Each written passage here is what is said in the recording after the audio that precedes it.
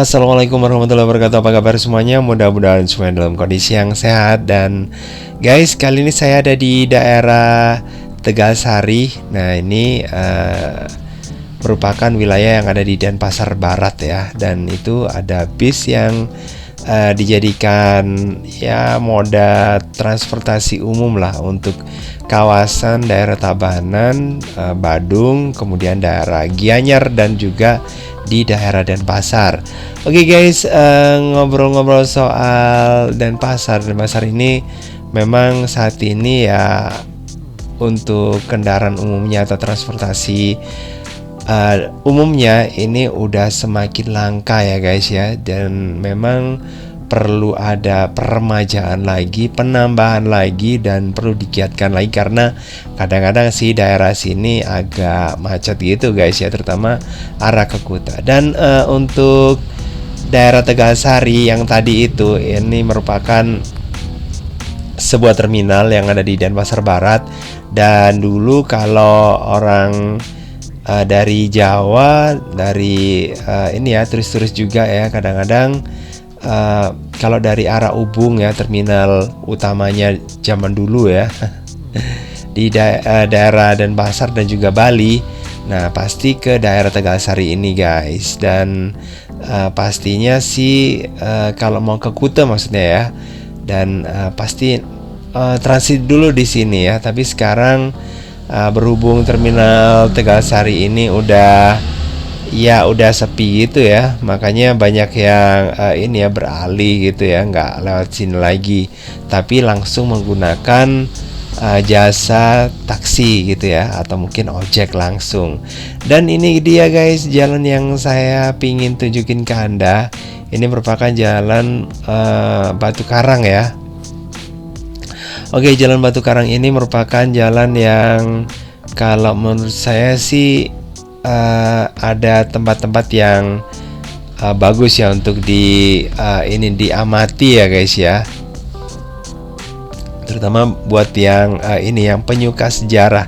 Nah, itu dia ada makam Raden Ayu, kalau nggak salah ya, Raden Ayu Khadijah gitu guys ya. Karena di situ ada legenda guys ya, bahwa ada seorang putri raja Pemecutan. Nah, putri raja Pemecutan itu merupakan seorang putri yang kemudian menganut agama Islam gitu guys.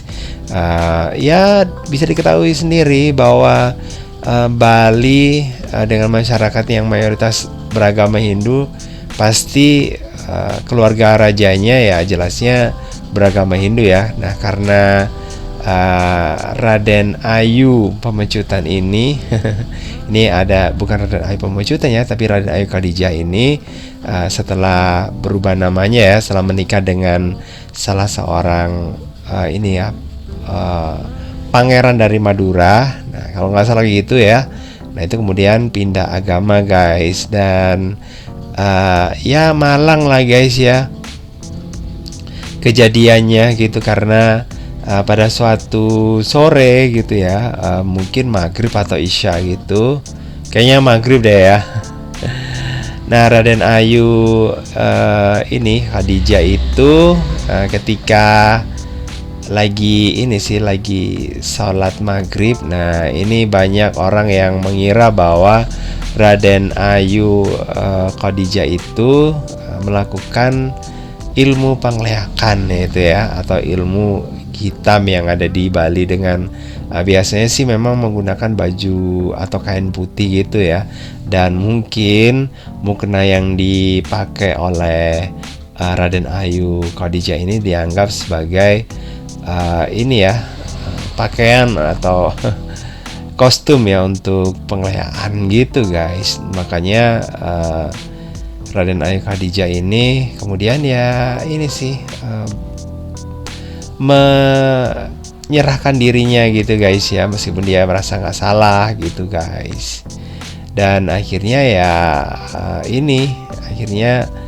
dia mengatakan kalau dari makamnya itu akan tumbuh bukan bunga, pohon, dan berbunga harum. Nah, itu akan ini sih bahwa dia itu memang nggak salah gitu ya, dan memang dia sedang melakukan ritual sholat gitu guys.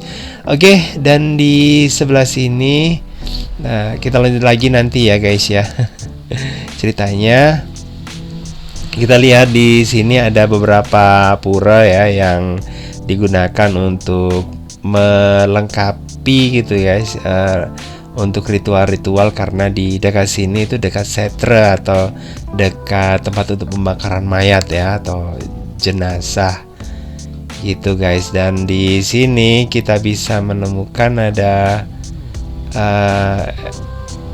ya ini sih orang-orang yang lagi melakukan ritual-ritual gitu di sebelah sini, dan ini ya diperbaiki ya, bagus ya, udah bagus. Kalau beberapa waktu yang lalu saya datang ke sini, sudah berapa ya, sudah agak lama sih di sini, sekitar mungkin 5 tahunan gitu ya atau 7 tahun ya, saya lupa ya sampean. Tempatnya nggak kayak gini guys ya, masih nggak terlalu bagus, tapi sekarang udah bagus, tertata, dan nah bagus banget ya. Bersih gitu guys. Dan di sini ini katanya sih pura-pura yang ada di sini biasanya digunakan untuk ritual sebelum melakukan upacara ngaben gitu ya. Jadi di sini keluarganya orang yang meninggal biasanya melakukan ritual-ritual gitu, dan di sini lengkap gitu guys ya, jadi nggak perlu ke tempat yang lainnya gitu. Makanya setre yang ada di sini udah cukup deh ya, dengan pura-pura yang ada di sini ya. Nah ini karena sudah tersedia. Oke guys, kalau di sini kita bisa melihat ada kain-kain yang berwarna kuning ya, itu memang khas Bali, kain kuning sama putih ya yang ada di pura. Terus kemudian ada kain kotak-kotak juga ya, sebagai simbol dari ini yang baik sama yang buruk kayak gitu, atau dualisme. Nah ini kita bisa lihat di pohon. Nah ini nggak tahu, mungkin ini yang digunakan untuk ini kali ya, seperti yang pernah saya dengar ya, ada pura yang digunakan untuk ritual antara orang yang bisa meleak gitu ya, atau juga dan yang ini dan lawannya, mungkin di sini atau mungkin di dekatnya makam Raden Ayu Siti Khadijah mungkin ya. Nah ini bisa kita lihat tanamannya besar banget. Terus kemudian bunganya, tanamannya atau pohonnya itu juga dililit sama ini ya, sama tanaman bougainville. Oke, jadi ini jalannya sebenarnya panjang ya, masih sampai ke belakang. Nah kan itu bisa kita lihat ada orang yang sedang melakukan ritual di sini. Nah ini membuktikan kalau tempat ini juga tempat yang bisa dikatakan cukup penting ya. Nah sekarang saya mau balik lagi cerita ke ini soal itu ya, Raden Ayu Khadijah ya. Tadi sampai ini ya, sampai dia dituduh sebagai seorang yang menguasai atau yang mulai mendalami ilmu pengleakan gitu ya, karena bagi keluarganya mungkin dianggap sebagai aib gitu guys. Dan akhirnya ya enggak gitu ya. Enggak terjadi, karena dari makamnya Siti Khadijah itu, nah Raden Ayu Siti Khadijah itu tumbuh pohon dan ada bau harum gitu ya, dan itu menunjukkan bahwa sang putri nggak bersalah, jadi gitu. Dan keturunan dari putri Raden Ayu Siti Khadijah itu ya, atau putri dari kerajaan atau Puri Pemecutan atau kerajaan Pemecutan yang ada di sini, dekat sini. Nah akhirnya ya ini ya diberi tempat keturunannya di daerah Kepahon katanya gitu ya, atau sekarang biasanya disebut sebagai Kampung Jawa gitu guys, karena di sana banyak bermukim mungkin orang Jawa, dan juga mayoritas orang-orang yang ada di sana, orang dari luarnya itu beragama Islam. Selain orang Jawa juga ada orang Bugis ya, karena dulu kenapa Pangeran dari Madura bisa sampai ke sini karena berhasil membantu ini ya, raja dari serangan serangan dari luar kalau nggak salah ya, nggak tahu dari Bugis atau dari ini ya, dari Belanda ya, kurang tahu juga nih guys, atau mungkin serangan dari kerajaan yang lainnya ya, karena di Bali sendiri memang ada beberapa kerajaan guys yang satu dengan yang lainnya itu saling berdekatan dan jelasnya saling berebut kekuasaan atas wilayahnya gitu ya.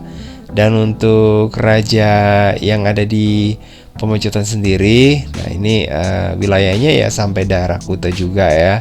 Dan di daerah Kuta juga ada ada orang Bugis ya. Nah di sana yang bermukim, dan orang Bugis ini juga membantu Raja Bali ya waktu itu untuk melawan penjajah gitu ya. Dan akhirnya setelah berhasil mengepung gitu ya, mengepung musuh gitu ya, nggak tahu Belanda atau dari kerajaan yang lainnya ya, lupa saya guys. Nah makanya setelah itu diberi tempat ya di daerah dekat Kuta yang sekarang disebut sebagai daerah Tuban ya, yang ada di dekat bandara. Itu ada masjid Bugis guys. Dan juga saya pernah melihat ada masjid yang ada di Pulau Serangan ya, di Pulau Kura-Kura ya atau Turtle Island yang ada di Serangan di Benoa ya. Dan di sana itu ada masjid Bugis dan juga ada rumah Bugis yang ada di situ. Oke, selain makam Siti Khadijah, nah ini ada makam dari orang Jepang guys ya. Ternyata ada juga di sini yang juga dilestarikan mungkin karena sisi sejarahnya. Oke guys, makasih banget ya udah nemenin saya jalan-jalan keliling-keliling ke daerah sini di dekatnya